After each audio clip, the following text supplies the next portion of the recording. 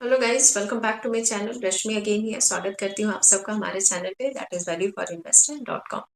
कैसे हैं आप सब? होप सो काफी अच्छे होंगे और आपकी ट्रेडिंग सेशन काफी अच्छी चल रही है।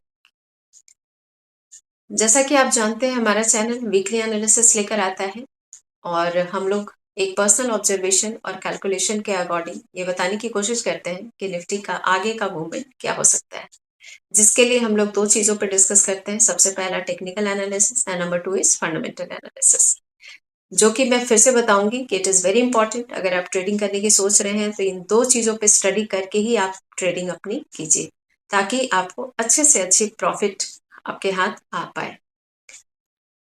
और सबसे पहले हम लोग एक रिव्यू लेते हैं इस वीक निफ्टी ने कैसा परफॉर्म किया।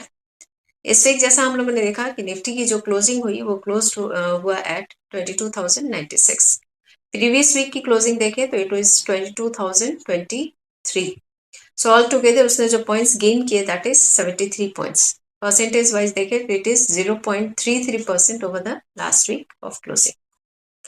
इस वीक हमें निफ्टी जो है एक रोलर कोस्टर राइड पे दिखा और हमने ये भी देखा कि वो अंडर प्रेशर था मंडे से लेकर वेंसडे तक, क्योंकि मिड वेंसडे को उसने एक लो बनाया ऑफ 21,710।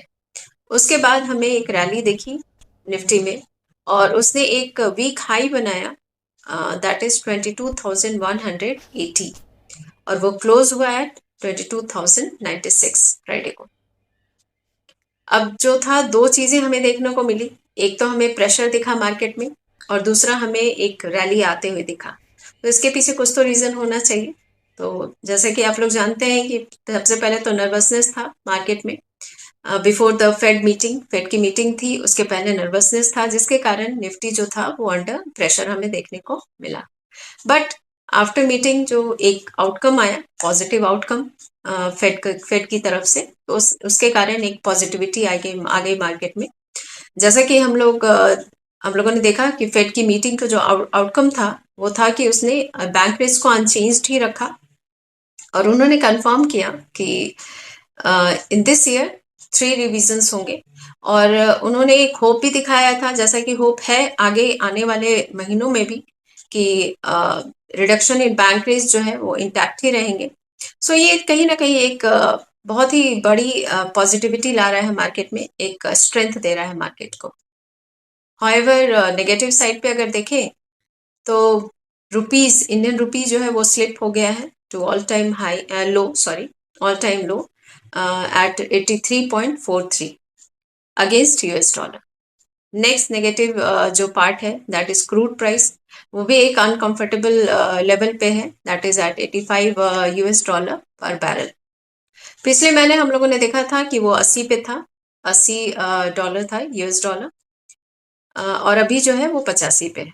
सो ये बहुत ही अच्छा साइन नहीं है इकोनॉमी के लिए, क्योंकि सबसे पहले तो अगर रुपी फॉल हो रहा है, रुपी का वैल्यू अगर गिर रहा है, तो एफआईआईस का इंटरेस्ट हमें कम दिख रहा है, क्योंकि उन्होंने 7700 करोड़ कैश विदड्रॉ किया है from the cash equity market.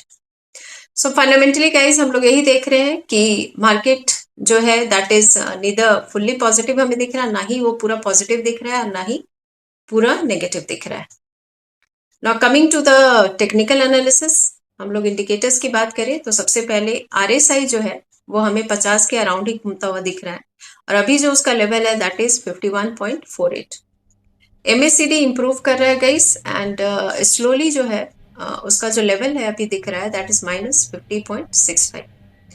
अब इन दोनों indicators they are also not in divergence with the market और कोई भी ऐसा सिग्निफिकेंट इंफॉर्मेशन हमें नहीं दे रहे हैं मार्केट के डायरेक्शन को लेकर।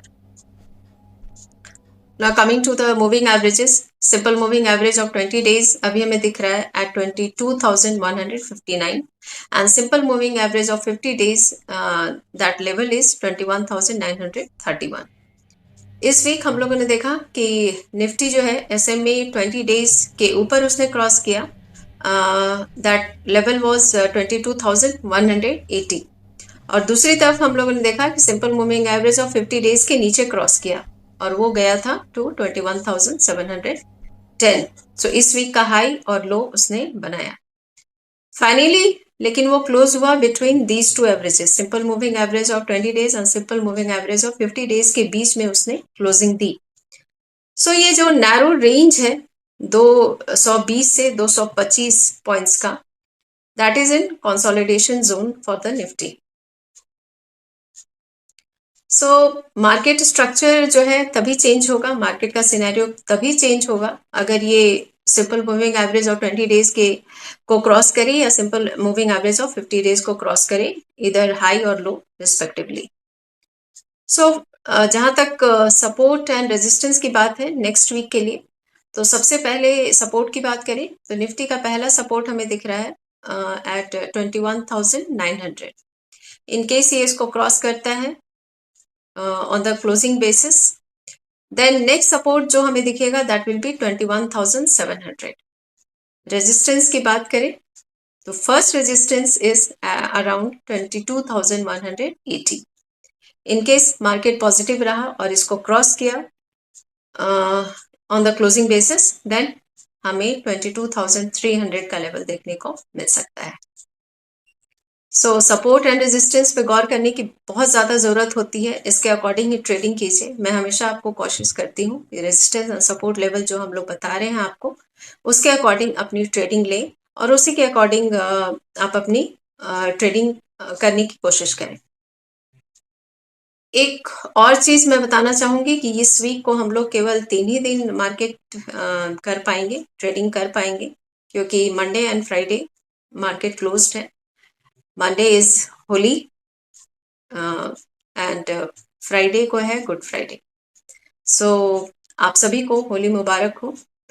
रंगों का त्यौहार है, तो एक पॉजिटिविटी के साथ रंग खेलिए, खुद को बचा कर रखिए, सेहत का ध्यान रखिए, ज़्यादा अपने आप को हरास ना करें क्योंकि ट्यूसडे से फिर हमें ट्रेडिंग स्टार्ट करना है, इसलिए। सो आज के लिए इतना ही। जाते जाते फिर से बोलूंगी कि कॉशियस रहिए, मार्केट अनसर्टेन है, हमें देखना पड़ेगा कि मार्केट का मूवमेंट क्या है, मंडे का मार्केट क्या है, क्या हमें दिखा रहा है, क्योंकि एक कंसोलिडेशन जोन में हमें मार्केट दिख रहा है। सो इधर साइड मूव करेगा तो ही आप इस ट्रेडिंग को ले और अपना प्रॉफिट जो है वो बुक करें। जाते जाते यही बोलूंगी कि अपनी चीज़ों को संभालते हुए मार्केट में एंटर करें एंड प्रॉफिट ज़रूर बुक करें। हमारा चैनल जो है हमेशा गुड विशेस लेकर आता है। होप सो हम और आप एक अच्छी प्रॉफिट लेकर बाहर निकले। अपनी सेहत का ध्यान रखें, सबसे ज़रूरी अपनी सेहत का ज़रूर ध्यान रखें एंड बी पॉजिटिव। जो होगा सब अच्छा होगा, भगवान ने हमारे लिए अच्छा ही सोच रखा है।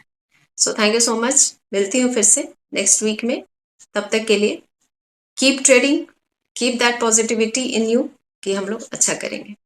So thank you so much. Bye bye and take care.